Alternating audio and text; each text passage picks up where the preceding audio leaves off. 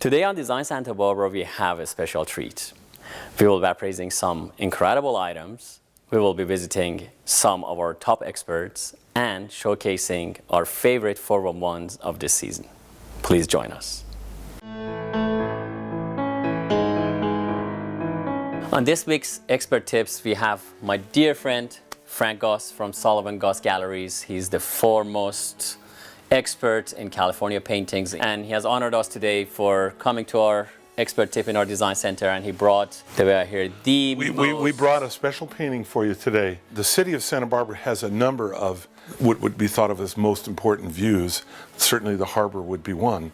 Then there would be the courthouse, but the courthouse came in '29. There would be something much more important than that in the history of Santa Barbara, and that is the Mission Santa Barbara. And everyone that's ever come to Santa Barbara who had artistic skills painted this mission. And there have been a few greats that have painted the mission. The great, Thomas Moran, would be the greatest of them all who painted the Santa Barbara mission. This is not Thomas Moran. Thomas Moran was a realist. And along comes the impressionist movement, and that was and is the most popular movement in the history of art in America, period. And one of them came to Santa Barbara, obviously. A couple of years ago, I got a phone call from a fellow who said, y'all buy paintings of Santa Barbara? And I thought, well, this is some friend. I thought it was you calling and making fun of me. And I said, well, yes. He said, well, I got me a painting of Santa Barbara. And I said, and how do you know it's Santa Barbara? And he said, because the name is on it. I thought, well, this is a good start. And I said, well, who's it by? And he said, Edward Potthast. Potthast is well-known American impressionist. 95% of his paintings are on the beach in Manhattan before the city of Manhattan is there. Oh, wow. And they're little kids playing on the beach. And I said, well, I hate to ask this, but why do you think it's Potthast, his name? He said, because his name is on the back, and he was calling from Charleston. Oh, my gosh. And so I thought, well, send me a picture. And so he sends a digital image. And I said, well, and it's a six-digit painting, so it's not a cheap painting. And I said, well, will you send that to me?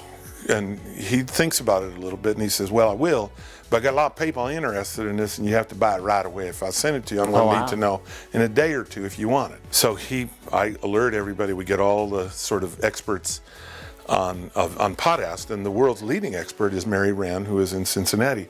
And I call Mary and say, Mary, did Potthast ever paint Santa Barbara? And she said, it doesn't sound familiar to me. But there's something, I don't know, back there. I said, well, could you look around? I got a painting coming in, and it's of Santa Barbara Mission. So the painting arrives, and it's as beautiful as you can see. This is the place where all the little offices and the museum is today, and this is the church. And these two great towers it's the only mission in California that has twin towers.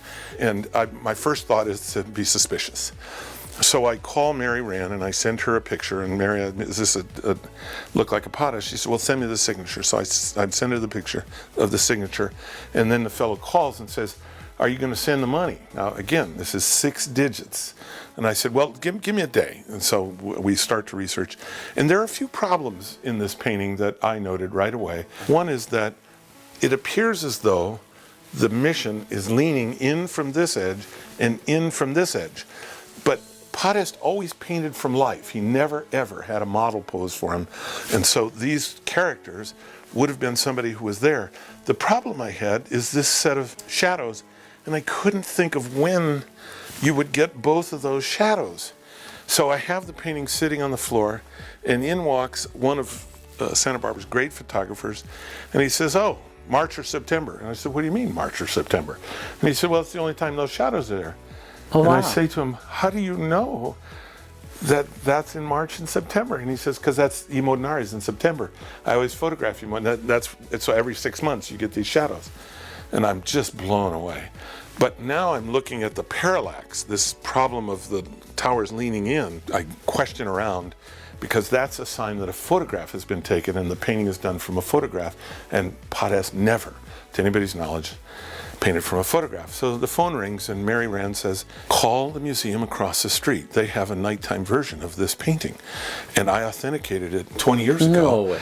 And it's about this big. The nighttime version is this size, and it has these two characters, the fountain, and a nighttime version of this, and it has this pepper tree, and these two holes are there. So all of a sudden it occurs to me, this actually might be a genuine Potthast. So, not wanting to lose more than $100,000, not wanting to lose that money, I drive up to the Mission, and I stand right here, and lo and behold, the towers lean, which I didn't know. It never occurred to me that the towers actually physically lean in. So now I'm excited about it, and we send off a check, and we come to understand that this painting was painted by Potthast. So now we have to talk about this in very quiet whispers, because it's not known that Potthast comes to Santa Barbara. This is a fairly big deal. It's much further west. So I call Mary and I say, Mary, you know, I've sent off the check.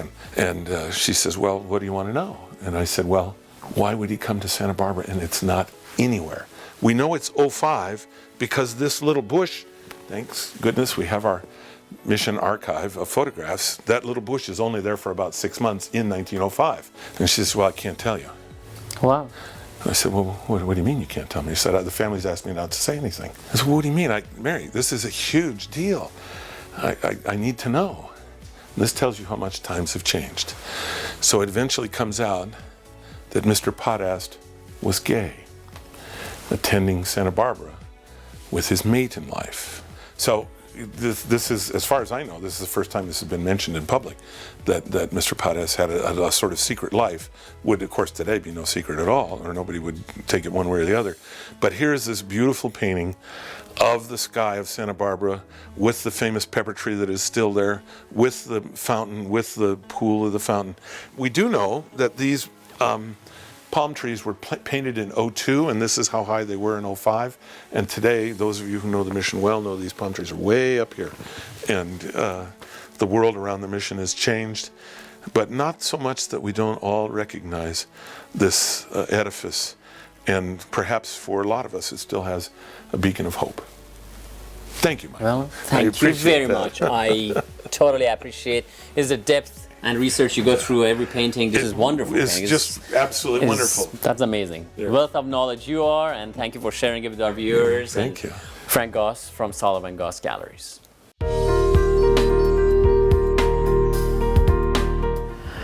All right, Stephanie, today we have a viewer asking us a question regarding the new house she bought. Beth is writing, I just bought a new home. It's an old one and I don't like the interiors of it. Well, I should say, too bad, you should have bought a new one.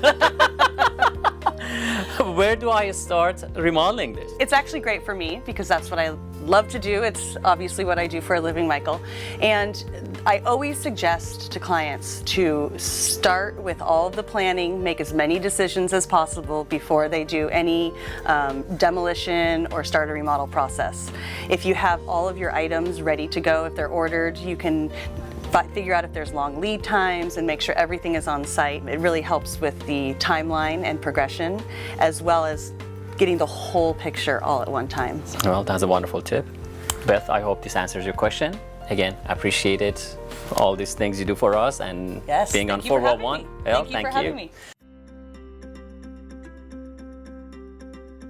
All right, Susan, today we have a viewer emailing us. Nancy says, I like green. How do I incorporate green in my interiors, mostly without making it boring? That's a good question, Nancy. Well, I like green too. Green is beautiful. It's the outdoor, bringing the outdoor in. There are so many different colors or variations in green. So there's the dark green, there's the light, beautiful sea moss greens, there's hunter greens. So we can play off that green color and really bring it throughout the house in many different tones. And it will work and it will never be boring.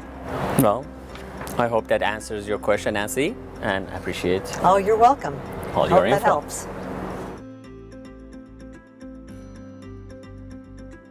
Today on appraisal section, we have a few statues of Taoist antique Chinese ancestral statues. They are from southern China. They were made between 18th, 19th century, although there are some older ones, but they're rare to find because they're made of generally wood. They were not taken care of after they got donated to the local temple. They are very interesting pieces of history. So basically, if somebody passes away, the ancestor passed away, they get one of the statues representing them and they donate it to the local temple. So, however, if you look, most of the original ones, if you look at the back, they have a little slot that the little prayer and sometimes some ashes of the ancestor go along with the statue. They're actually rare to find nowadays because very few survived the Maoist revolution. As you know, they burned the temples and completely destroyed all the history and the artifacts. So as you can see, some of them are clearly 19th century because of the patina and the color and the work that goes into it. This particular one is a 19th century piece, is a woman and used to hold something in her hand. Right now it's gone. We don't know what it was. This particular one will sell for approximately $300 to $400. This is another 19th century piece. We are estimating $300 to $400. These two end ones are 18th century pieces. You can see from the patina, this particular one actually missing the note, and I would suggest this would sell approximately $600 to $700. This one has the original notch, $600 to $700. The center one is a special one. As you can see, they have been gilded and they have put a lot more work into it. So somebody important, somebody maybe loved more. So this one I would appraise for $1,500 to $2,000. These are all available to be seen in our design center. Anytime you had any questions, you're welcome to contact me or come down to our design center and we are at your service. Lisa, we have a viewer today is asking, want to sell my house, why is it important to hire a professional stager? Can I do it myself? Oh, such a good question. It's what we referenced at the beginning. Staging has become more and more popular and people expect to see homes looking a certain way. Certainly 15 years ago, you put away the dirty dishes, you made the beds, and you could sell your house. The advent of the internet and seeing things online has really changed the game, I think, for real estate agents. They need to make sure a home is presented not when the person walks in the door, but when they first see it online. I think one of the bonuses of a professional stager is they see your house as just a house. They don't see it personally. They see it very objectively. So they can come in and tell you, this isn't trending anymore. As in the nicest possible way, this is a really dirty X, Y, or Z. It sometimes is painful to have that close-up, but I think it's really important. All right, that's a great answer. So the answer is yes, you could do it, but if you want to sell your house faster for more money, you better hire a professional.